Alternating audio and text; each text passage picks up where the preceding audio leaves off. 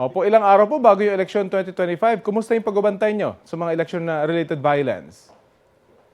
Well, binabantay, nag-a-update din naman kami na kakukuha kami ng update sa COMELEC doon sa election-related violence. Gayon din, nagpapadala rin kami ng update sa kanila para ma-verify nila yung mga naobserbahan.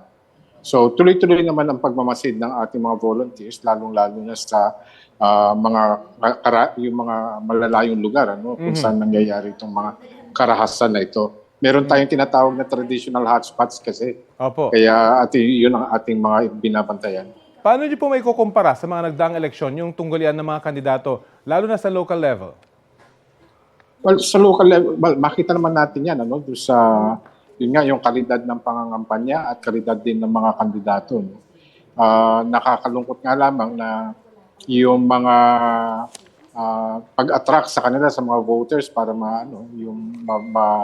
maka-attract ng mga voters para sa kanila ay itong mga pagtulong kung saan nanggagaling maaring sa kaban ng bayan. Ito yung tinatawag. Pati yung paggamit ng mga gamit sa gobyerno. Halimbawa, yung tinatawag nating abuse of state resources. Lahat yan ay ating binabantayan. Eh yung pananakot, present pa rin po ba? May mga ilang pananakot tayong reports na natatanggap.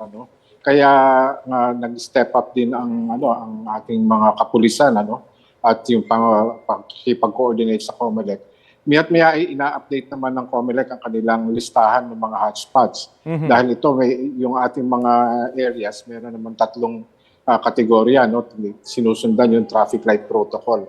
Yung green, amber, tsaka red. Kapag red talaga, maari nang mag-decide ang COMELEC na ilagay ito sa ilalim ng full control ng COMELEC. Ngayon po at naka-full alert status na yung PNP, ano kayang dapat nyong tingin nyo dapat bantayan at palakasin nila? Well, paigtingin lamang yung pagbabantay, tsaka siguraduhin. Ngayon, makipag-usap din sana sa komunidad, kasi sa komunidad manggagaling yung mga impormasyon, na tsaka yung pagtulong ng komunidad para masawata itong mga election-related violence.